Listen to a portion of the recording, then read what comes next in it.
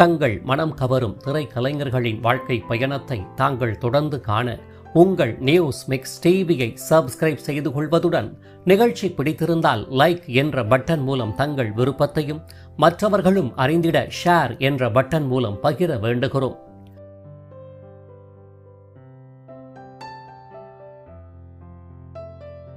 News mix TV தங்கள் அனைவரையும் அன்புடன் வரவேற்கிறது. சற்று நெடிந்த உயரத்திற்கேற்ப சர்வ லட்சணங்கள் பொருந்திய அழகிய தோற்றப்பொலிவை கொண்ட உடல் வாகினையும் நீள்வட்ட வடிவ முக அமைப்பில் நவரசங்களை நன்கு வெளிப்படுத்தும் அகன்ற மீனை போன்ற காந்த விழிகளையும் கூர்மை மிக்க நாசிகளையும் வசீகரமான சிரிப்பழகை மட்டுமின்றி அமைதியான அப்பாவியான எதையோ பறிகொடுத்தது போன்ற உணர்வை ஏற்படுத்தும் முக பாவனைகளால் உச் கொட்ட வைக்கும் அளவுக்கு ரசிகர்களின் உள்ளம் நிறைந்தவர்தான் வெள்ளி திரையுடன் சின்ன திரையும் இரண்டர கலந்து பவனி வந்த 1990களின் காலகட்டத்தில் மறக்க முடியாத நினைவலைகள் நாயகியாக தோன்றிய தேவி லலிதா ஆவார். அட்சரம் பிசகாத தெள்ள தெளிவான உச்சரிப்புகள் நிறைந்த அழகிய தனித்துவமான குரல் வளம் கொண்டவர். நடிகர் திலகம் சிவாஜி கணேசன் செல்ல மகளாக, மோகனின் பாசமிகு தங்கையாக, யதார்த்த நடிப்பு கலைஞர் ரகுவரனின் பிடிவாத மனைவியாக என தனது பன்முக நடிப்பு திறத்தால் கலை உலகில் மனம் தொட்டவர். தமிழ் தாய்மொழியாயினும் தெலுகு மற்றும் மலையாளம், கன்னடம் என கலை உலக ரசிகர்களால் வரவேற்கப்பட்டு கொண்டாடப்பட்டவர். சந்தோஷம் காணாத வாழ்வுண்டா என்ற உறவின் அன்பை வெளிப்படுத்தும் வசந்தி திரைப்பட பாடலை இன்று நினைத்தாலும் புன்னகை பூத்த முகத்துடன் மனம் நிறைபவர். இப்பேற்பட்ட சிறப்புகளை தன்னகத்தை கொண்டவரான தேவி லலிதா அவர்கள் எங்கு பிறந்தார், எவ்வாறு வளர்ந்தார், அவருடைய குடும்ப பின்னணி யாது, நாடகம் மற்றும் வெள்ளித்திரையில் எப்படி கால் பதித்தார், முத்திரை பதித்த திரைப்படங்கள் என்னென்ன, எதனால் திரைத்துறையை விட்டு விலகினார், தற்போதைய வாழ்வியல் நிலை உள்ளிட்ட இதுவரை எங்கும் வெளியாகாத அவர்தம் நினைவலைகள் கூறும் சிறப்பு வாழ்க்கை பயணத்தை விரிவாக காண்போம். 1967ஆம் ஆண்டு தஞ்சையை பூர்வீகமாக கொண்ட வைதீக குடும்பத்தைச் சேர்ந்த தம்பதிகளுக்கு பிறந்த செல்ல மகள்தான் நமது நினைவலைகள் நாயகி தேவி லலிதா ஆவார். இவருடைய தாயார் பிரேமாவானவர் பிரபல நாடக கலைஞரும் கூட. இதன் பேரில் T.S. சேஷாத்ரி நாடக குழு, Y.G. பார்த்தசாரதியின் யுனைடெட் அமெச்சூர் ஆர்டிஸ்ட் நாடக குழு என பிரபல நாடக குழுக்களில் பிரதான கதாபாத்திரங்களை ஏற்று பிரேமா நடித்து வந்தார். இதன் அடிப்படையில் இயற்கையிலேயே கலை பின்புலமிக்க குடும்பத்தில் பிறந்தவரான தேவி லலிதா அவர்களுள்ளும் கலை ஆர்வம் மனதில் துளிர்விட்டதில் ஆச்சரியம் இல்லைதான். சென்னையில் தனது பள்ளி கல்வியை இனிதே ஆரம்பித்த சிறுமி தேவி லலிதா அவர்கள் தாயாரின் அனுமதியுடன் பரதம் உள்ளிட்ட பாரம்பரிய கலைகளையும் முறைப்படி பயிலத்தான் ஆரம்பித்தார். இதன் அடிப்படையில் தான் படித்த பள்ளியின் ஆண்டு விழா கலை நிகழ்ச்சிகளில் இடம்பெற்ற நாடகம் மற்றும் நாட்டியம் உள்ளிட்டவற்றில் முதன்மை மாணவியாக பங்கேற்று பாராட்டினையும் பரிசனையும் வென்றே வந்தார். இப்பேற்பட்ட சிறுமி தேவி லலிதாவின் நாட்டிய அரங்கேற்றம் சென்னை மயிலாப்பூரின் பிரபல சபாவில் அனைவருடைய கரவொலியுடன் வெற்றிகரமாக அரங்கேறியது. இதனையடுத்து பள்ளி கல்வியை சிறப்புடன் முடித்தவர் சென்னை ஸ்டெல்லா மேரிஸ் கல்லூரியில் இளங்கலை பட்ட படிப்பையும் இனிதே தொடர்ந்தார். இவ்வாறு கல்வியையும் கலையையும் தனது இரு கண்களாக பாவித்து வளர்ந்து வந்த தேவி லலிதா அவர்களின் வசீகரமான தோற்றப்பொலிவை கண்ட தமிழ் நாடக உலகம் அவரை தன் பக்கம் வரவேற்கத்தான் செய்தது எனலாம். இதன் பேரில் பிரபல நாடக கலைஞர் TV ராதாகிருஷ்ணன் நாடக குழுவில் இடம்பெற்ற காயத்ரி என்ற பிரசித்தி பெற்ற நாடகத்தில் தாயார் பிரேமா அவர்கள் பிரதான கதாபாத்திரமான காயத்ரி எனும் வேடத்தை ஏற்று நாடக ரசிகர்களை கவர்ந்து வந்த வேளையில் அந்த காயத்ரி எனும் நாடகத்தின் வாயிலாக நாடக உலகில் முதலில் கால் பதித்தார் தேவி லலிதா அவர்கள். மேற்கண்ட நாடகம் வழியாக தனது கலை பிரவேசத்தை ஆரம்பித்த தேவி லலிதாவின் தோற்றம் மற்றும் நடிப்பு திறன் நாடக ரசிகர்களை நன்கு கவர, பின்னர் சொல்லவா வேண்டும், ஹீரோயின் உள்ளிட்ட பிரதான வேடங்களை ஏற்றும் நடிப்பால் சிறப்பிக்கவும் ஆரம்பித்தார். இவ்வாறு நாடக உலகின் இளவரசியாக வலம் வந்த தேவி லலிதா அவர்களை வெள்ளித்திரை உலகமும் தன் பங்கிற்கு ஈர்க்கத்தான் செய்தது எனலாம். 1986இல் SR புரொடக்ஷன்ஸ் தயாரிப்பில் அருண் வீரப்பன் இயக்கத்தில் வெளியான உன்னிடத்தில் நான் என்ற திரைப்படத்தின் வாயிலாக முதலில் தமிழ் திரையுலகில் கால் பதித்த தேவி லலிதா அவர்கள் கதையின் நாயகியாக மட்டுமின்றி தாயன்பன் இசையில் வெளியான நினைத்தால் உன்னைத்தான் நினைப்பேன் என்ற பாடலில் அழகுற தோன்றி நடித்திருப்பார். நளினி இரண்டாம் நாயகியாக தோன்றி நடித்த இத்திரைப்படம் எதிர்பார்த்த வெற்றியை பெறவில்லைத்தான். இதனைத் தொடர்ந்து தமிழ் மட்டுமின்றி 1987 KG ஜார்ஜ் இயக்கத்தில் மம்மூட்டி நடிப்பில் வெளியான கதைக்கு பின்னில் என்ற திரைப்படத்தின் மூலம் மலையாள திரையுலகில் அறிமுகமாகி அத்திரையுலக ரசிகர்களால் வரவேற்கப்பட்ட தேவி லலிதாவை கன்னட திரையுலகமும் தன் பக்கம் வரவேற்கத்தான் செய்தது எனலாம். 1973 இயக்குனர் சிகரம் கே. பாலச்சந்தர் இயக்கத்தில் சிவகுமார், கமல்ஹாசன், சுபா, ஸ்ரீவித்யா, ஜெயசித்ரா நடிப்பில் வெளியானதும் பிரபல எழுத்தாளர் மணியனின் இலவு காத்த கிளியின் கதையை தழுவி எடுக்கப்பட்டதுமான சொல்லத்தான் நினைக்கிறேன் என்ற வெற்றி படமானது 1986 மீண்டும் கே. பாலச்சந்தர் இயக்கத்தில் ஸ்ரீதர், ரமேஷ் அரவிந்த், தாரா, குயிலி, ஜெயஸ்ரீ நடிப்பில் சுந்தர ஸ்வப்னகலு என்ற பெயரில் வெளியான போது தமிழில் ஜெயசித்ரா ஏற்ற நடிப்பு வேடத்தை ஏற்று நடித்து கன்னட திரையுலகில் அறிமுகமானார் தேவி லலிதா அவர்கள். இத்திரைப்படத்தில் விஜயபாஸ்கர் இசையில் வெளியான அத்துணை பாடல்களும் அவ்வேளையில் மிக பிரபலமாகும். இவ்வாறு தமிழ், மலையாளம் மற்றும் கன்னடம் என பிரபலமான நாயகியாகி போன தேவி லலிதாவை தன் பங்கிற்கு நடிக்க அழைத்தது தெலுங்கு திரையுலகம். அதுவும் எப்படியெனில் கே. பாலச்சந்தரால் கன்னட திரை உலகில் அறிமுகப்படுத்தப்பட்ட தேவி லலிதாவானவர் மீண்டும் பாலச்சந்தராலேயே 1988 அவருடைய இயக்கத்தில் சிரஞ்சீவி, ஜெமினி கணேசன், சோபனா நடிப்பில் வெளியான ருத்ரவீணா என்ற திரைப்படத்தின் வாயிலாக தெலுங்கு திரை உலகில் கால் பதித்தார். இத்திரைப்படமானது கமலஹாசன், ஜெமினி கணேசன், சீதா நடிப்பில் வெளியான உன்னால் முடியும் தம்பி என்ற திரைப்படத்தின் கதை தழுவலாகும். இத்திரைப்படத்தில் கமல் ஏற்ற கதாபாத்திரத்தை தெலுங்கில் சிரஞ்சீவி ஏற்று சிறப்பித்திருப்பார். ஜெமினி கணேசனின் மகளாக, சிரஞ்சீவியின் தங்கையாக தோன்றிய தேவி லலிதா அவர்கள் மனதில் உறுதி வேண்டும் என்ற திரைப்படத்தின் வாயிலாக கே. பாலச்சந்தரால் தமிழில் அறிமுகப்படுத்தப்பட்டு பின்னர் அவராலேயே தெலுங்கில் முதலில் அறிமுகப்படுத்தப்பட்ட ரமேஷ் அரவிந்துக்கு இணையாக தோன்றி நடித்திருப்பார். இவ்வாறு தெலுங்கு ரசிகர்களுக்கும் நன்கு அறிமுகமான தேவி லலிதா அவர்கள் அதே ஆண்டில் பிரபல இயக்குனர் கே. விஸ்வநாத்தின் கைவண்ணத்தில் பானுபிரியா, வெங்கடேஷ் நடிப்பில் பரதக்கலையின் சிறப்பை உயர்த்திய ஸ்வர்ண கமலம் என்ற திரைப்படத்திலும் சாவித்ரி என்ற கதாபாத்திரத்தை ஏற்று மனம் தொட்டிருப்பார்.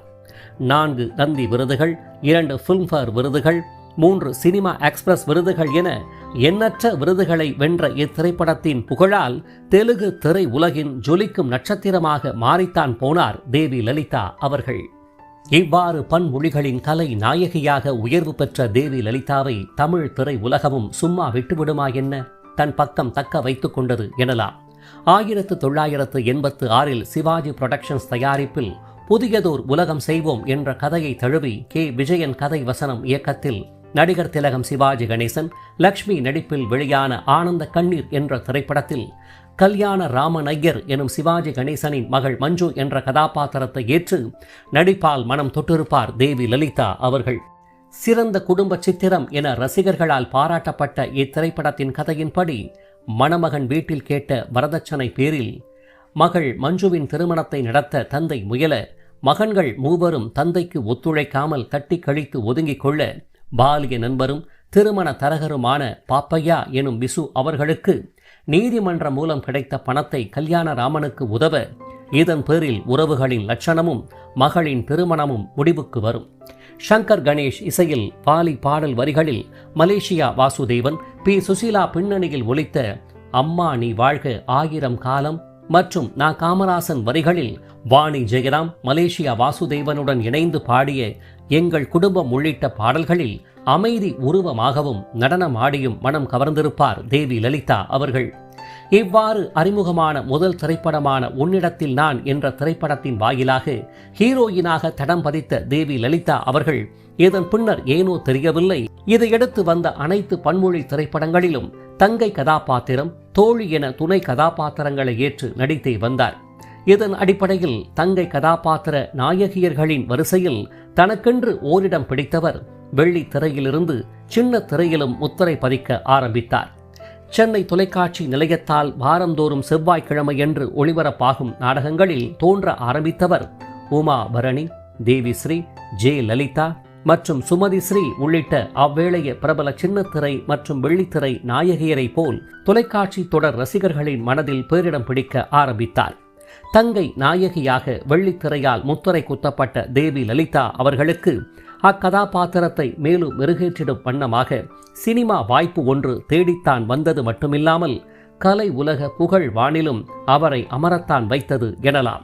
1988 ஏவிஎம் புரொடக்ஷன்ஸ் தயாரிப்பில் டோங்கா ராமுடு என்ற தெலுங்கு திரைப்படத்தின் கதையை தழுவி சித்ராலயா கோபு கதை வசனம் மற்றும் இயக்கத்தில் மோகன் மாதுரி நடிப்பில் வெளியான வசந்தி என்ற திரைப்படத்தின் தலைப்பையை ஏற்று கதையின்படி தங்கை ஹீரோயினாக தோன்றி நடித்தார் தேவி லலிதா அவர்கள். மோகனின் பாச தங்கையாக நடித்த தேவி லலிதாவானவர் சந்திரபோஸ் வைரமுத்து பாடலிசை கூட்டணியில் KS சித்ரா பின்னணியில் ஒலித்த சந்தோஷம் காணாத வாழ்வுண்டா என்ற பாடலில் அமைதி தவழும் முகத்துடன் தோன்றி நடித்து இப்படி ஒரு தங்கை தங்களுக்கு இருந்தால் எப்படி இருக்கும் என அவ்வேளைய அண்ணன்கள் மனதில் நிலை பெற்றுதான் போயிருப்பார். ஜனரஞ்சகமிக்க கதையமைப்பும் காமெடியும் கலந்த இத்திரைப்படம் வெற்றி கண்டது. இதன் பின்னர் எவ்வளவு நாட்கள்தான் தங்கையாக தோன்ற முடியும்? இதன் பேரில் நடிப்பிற்கு தீனி போடும் வகையில் மனைவி உள்ளிட்ட கதாபாத்திரங்களும் தேவி லலிதாவை தேடி வரத்தான் ஆரம்பித்தன. 1990 மீண்டும் ஏவிஎம் புரொடக்ஷன்ஸ் தயாரிப்பில் பிரபல எழுத்தாளர் சிவசங்கரியின் ஒரு மனிதனின் கதை என்ற நாவலை தழுவி SP முத்துராமன் இயக்கத்தில் வெளியான தியாகு என்ற திரைப்படத்தின் வாயிலாக கதையின் நாயகன் தியாகு என்ற கதாபாத்திரத்தை ஏற்ற ரகுவரனின் மனைவியாக தோன்றி சற்று மாறுபட்ட கதாபாத்திரத்தை நன்கு வெளிப்படுத்த இருப்பார் தேவி லலிதா அவர்கள். சிறு வயதிலேயே தங்கையையும் தாயையும் பறிகொடுத்து தந்தையின் கடுமை, சித்தியின் பாரபட்சம் உள்ளிட்டவற்றால் மனம் நொந்து வளர்ந்து திருமணமான பின்பும் மனைவியின் பிறந்த வீட்டு பெருமை, அக்காள் கணவரோடு தன்னை ஒப்பிட்டு பார்ப்பது போன்ற நிலைகளால் மன துயரடைந்து மதுவிற்கு அடிமையாகி போகும் ஒரு மனிதனின் கதையம்சம் கொண்ட தியாகு எனும் இத்திரைப்படத்தில் நடிப்பாக அல்ல கதாபாத்திரமாகவே வாழ்ந்திருப்பார் ரகுவரன் அவர்கள். ரகுவரனுக்கே டஃப் கொடுக்கும் மனைவி கதாபாத்திரத்தில் தோன்றி தனது நடிப்பாற்றலை நன்கு வெளிப்படுத்த இருப்பார் தேவி லலிதா அவர்கள். மது பழக்கத்தின் தீமைகளை நன்கு தோலுரித்து காட்டிய இத்திரைப்படம் வணிக ரீதியாக வெற்றி பெறாமல் தோல்வியை கண்டது. இவ்வாறு விரல் விட்டு எண்ணக்கூடிய குறைவான தமிழ் திரைப்படங்களில் தேவி லலிதா அவர்கள் நடித்திருந்தாலும் அவருடைய தோற்றப்பொலிவு, குரல் வளம் மற்றும் நடிப்பு திறன் காரணமாக ரசிகர்களின் உள்ளத்தில் நிறைந்துதான் போனார். நேற்றைய மனிதர்கள் மற்றும் நடிகரும் அரசியல் விமர்சகருமான மறைந்த சோ ராமசாமியின் வந்தே மாதரம் உள்ளிட்ட தொலைக்காட்சி தொடர்களிலும் நடித்து வந்த தேவி லலிதா அவர்கள் 1990 பிரபல வில்ல நடிகர் RP விஸ்வம் கதை வசனத்தில் வி தமிழழகன் இயக்கத்தில் ஆனந்த் திவ்ய பாரதி நடிப்பில் வெளியான நிலா பெண்ணே என்ற திரைப்படத்தில் நடித்ததே அவர் நடித்த இறுதி திரைப்படம் என அறியப்படுகிறது. 1990களுக்கு பிறகு கலை உலக அங்கீகாரமின்மை, புதுமுக வரவுகளின் ஆளுமை போன்றவற்றை மனதில் கொண்ட தேவி லலிதா அவர்கள் திரை உலகிற்கு குட் பை கூறியதுடன் தனது குடும்பத்துடன் கனடா நாட்டில் குடியேறினார் என நம்பத்தகுந்த வட்டார தகவல்கள் தெரிவித்தன. இந்நிலையில் ஆன்மீகத்தில் மிகுந்த ஈடுபாடு கொண்டவராக மாறிப்போன தேவி லலிதா அவர்கள் சில ஆண்டுகள் கழித்து தமிழகத்தின் பொள்ளாச்சி பகுதியில் உள்ள புகழ்பெற்ற ஆசிரமத்தில் தன்னை இணைத்துக் கொண்டதாகவும் துறவரம் மேற்கொண்டு ஆன்மீக பணிகளை செவ்வனே செய்து வந்ததாகவும் சுமார் 10 வருடங்களுக்கு முன்பு செய்திகள் வெளியாகின. இதனை மெய்ப்பிக்கும் வண்ணமாக பிரபல குழந்தை நட்சத்திர நாயகியும் தயாரிப்பாளருமான திருமதி குட்டி பத்மினி அவர்கள் அந்த ஆசிரமத்திற்கு சென்ற வேளையில்தான் பற்றற்ற நிலையில் சராசரியை விட மிக எளிமையாக ஒரு துறவி கோலத்தில் பகவத்கீதை உள்ளிட்டவற்றை ஆத்மார்த்த சிந்தனையுடன் பாராயணம் செய்து தேவி லலிதா காட்சியளித்ததாகவும் பகிர்ந்துள்ளார். தற்போது கலை உலக தொடர்பின்றியும் சமூக வலைதள பங்களிப்பின்றியும் பயணித்து வரும் தேவி லலிதா அவர்களை பற்றி மேலதிக தகவல்கள் எதுவும் கிடைக்கப்பெறவில்லை.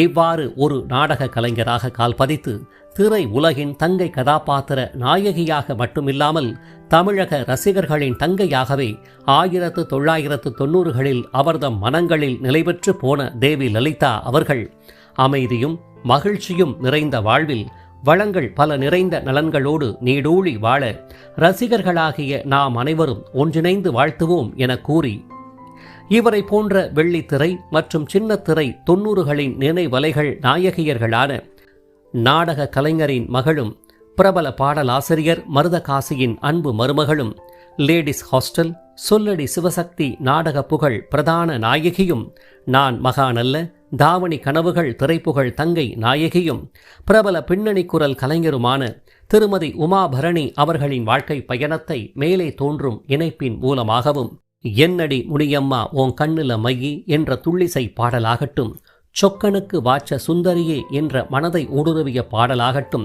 இப்பாடல்கள் மூலம் மனதில் நிறைந்தவரும் மு.க. ஸ்டாலினின் நாடக உலக பயணத்தின் முதல் ஹீரோயினும் 90களின் சின்னத்திரை மறக்க முடியாத நாயகியும் அங்கீகாரமின்மையால் திரைத்துறையை துறந்தவருமான திருமதி தேவிஸ்ரீ அவர்களின் வாழ்க்கை பயணத்தை மேலே தோன்றும் இணைப்பின் மூலமாகவும் மனோகரா திரைப்புகழ் ஹீரோயின் கிரிஜாவின் ஒரே பாசமகளும் கமலஹாசனின் நாட்டிய போட்டியாளரும் கொடுமைமிக்க தந்தையால் பாதிக்கப்பட்டவரும் சீரியல்களின் கலைஞரும் தற்போது உயிருக்கு போராடி வரும் காளீஸ்வரி எனும் சலிமா அவர்களின் வாழ்க்கை பயணத்தை மேலே தோன்றும் இணைப்பின் மூலமாக மட்டுமல்லாது தாங்கள் பார்த்து கொண்டிருக்கும் வீடியோவின் கீழே காணப்படும் டிஸ்கிரிப்ஷன் பகுதியில் பிரத்யேகமாக வழங்கப்பட்டுள்ள இணைப்புகள் வாயிலாக மேற்கண்ட மறக்க முடியாத 90களின் நினைவலைகள் நாயகியர்களின் அரிய தகவல்கள் மற்றும் குடும்ப புகைப்படங்கள் நிறைந்த சிறப்பு வாழ்க்கை பயணத்தை தாங்கள் அனைவரும் முழுமையாக அறிந்து கொள்ளலாம்.